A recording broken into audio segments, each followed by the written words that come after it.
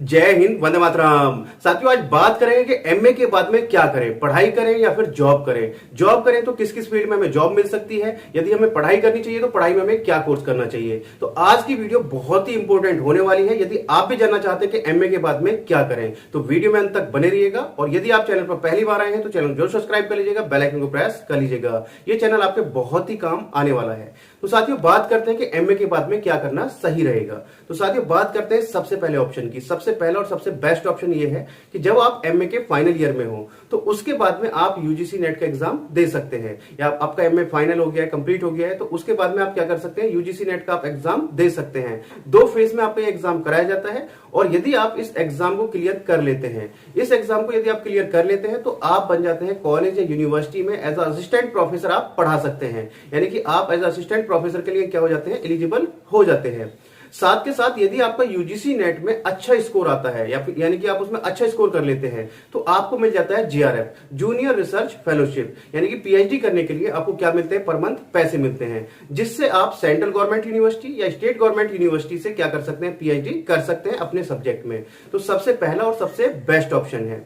इससे आगे बात करें साथियों, यदि आपका यूजीसी नेट का एग्जाम भी क्लियर नहीं होता है और आपको अपना पढ़ाई करना है तो सबसे बेस्ट ऑप्शन यही है कि आप पीएचडी कर सकते हैं डायरेक्ट एमए के बाद में। पहले क्या करना होता था, एमए के बाद में हमें एमफिल करना अनिवार्य था यदि हमको पीएचडी करना है।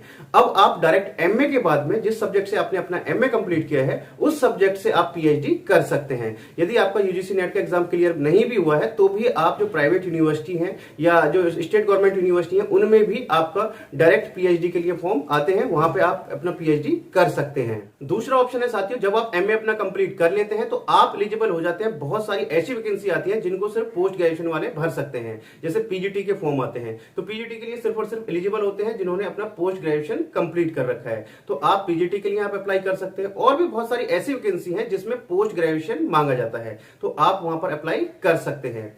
इससे आगे बात करें साथियों, यदि आपको टीचर बनना है और अच्छे लेवल पे बनना है, आपको प्रिंसिपल की पोस्ट पर डायरेक्ट अप्लाई करना है, तो आप एमए के बाद में क्या कर सकते हैं, बीएड कर सकते हैं। यदि आप ग्रेजुएशन के बाद बीएड करते हैं तो उसके अपने अलग बेनिफिट हैं, और यदि आप एमए के बाद में अपना बीएड करते हैं तो उसके अपने अलग बेनिफिट हैं। जैसे कि फॉर एग्जांपल, यदि आप एमए के बाद में बीएड करते हैं तो अभी वैकेंसी निकली थी केंद्रीय विद्यालय में, जिसमें आप डायरेक्ट प्रिंसिपल तक की पोस्ट के लिए अप्लाई कर सकते हैं यदि आपने अपना पोस्ट ग्रेजुएशन कंप्लीट किया हुआ है, साथ के साथ अपना बीएड किया हुआ है और आपको टीचिंग का 8 साल का एक्सपीरियंस है, तो आप डायरेक्ट प्रिंसिपल की पोस्ट के लिए अप्लाई कर सकते हैं।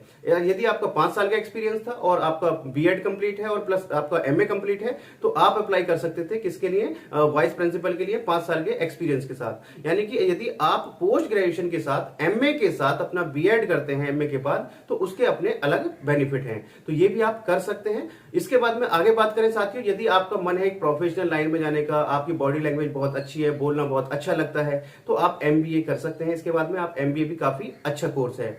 इससे आगे बात करें साथियों कि जॉब किस किस फील्ड में मिल सकती है, तो सबसे पहला और सबसे बेस्ट ऑप्शन यही है कि आप अपना एमए जिस भी सब्जेक्ट में आप कर रहे हैं या किया है आपने, उस सब्जेक्ट के आप लेक्चरर बन सकते हैं, उस सब्जेक्ट के आप अपना टीचर बन सकते हैं, कॉलेज या यूनिवर्सिटी में पढ़ा सकते हैं, जैसे मैंने अभी आपको बताया यूजीसी नेट का एग्जाम दे करके। और यदि आपका यूजीसी नेट का एग्जाम क्लियर नहीं भी होता है तब तक आप जो प्राइवेट कॉलेजेस हैं उसमें पढ़ा सकते हैं, तो काफी अच्छा ऑप्शन है, तो आप टीचिंग की तरफ जा सकते हैं। इससे आगे बात करें साथियों नेक्स्ट ऑप्शन की, तो नेक्स्ट ऑप्शन है यदि आपका जिस सब्जेक्ट से आपने अपना किया है, इंग्लिश से किया है, हिंदी से किया है, उसमें आपकी अच्छी कमांड है, तो आप ट्रांसलेटर की जॉब कर सकते हैं, बहुत ही अच्छी जॉब है। इससे आगे नेक्स्ट है आप कंटेंट राइटर की जॉब कर सकते हैं। कंटेंट राइटर की काफी अच्छी जॉब है, जो आपके न्यूज़पेपर मैगजीन है उनके लिए आप कंटेंट लिख सकते हैं, बहुत ही अच्छी जॉब है। इससे आगे बात करें साथियों, बच्चों का एक और कंफ्यूजन रहता है कि क्या सर हमने जैसे हिंदी से अपना एमए कंप्लीट किया है तो क्या हम दूसरे सब्जेक्ट से अपना एमए कर सकते हैं। बिल्कुल आप कर सकते हैं।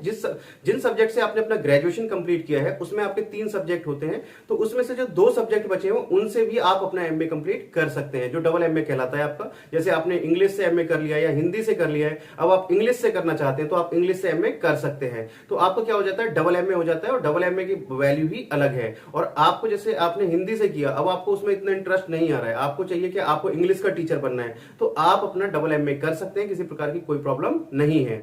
इसके अलावा साथियों और भी बहुत सारे ऑप्शंस हैं जिनके जिस भी फील्ड में आपका इंटरेस्ट है उसमें आप अपना डिप्लोमा कोर्सेज कर सकते हैं, उसमें आप अपनी जॉब कर सकते हैं। तो साथियों ऑलमोस्ट मैंने सब सारी चीजें आपको क्लियर कर दी हैं। यदि अभी भी आपको कोई डाउट या क्वेश्चन रह गया है तो आप मेरे से कमेंट बॉक्स में पूछ सकते हैं। मैं जितने जल्द से जल्द होगा उसका आंसर या उस पर बनाने की पूरी कोशिश करूंगा। तो चलिए साथियों मिलते हैं आपसे नेक्स्ट वीडियो में कुछ तरीके की इंफॉर्मेशन के साथ। तब तक के लिए जय हिंद, जय भारत।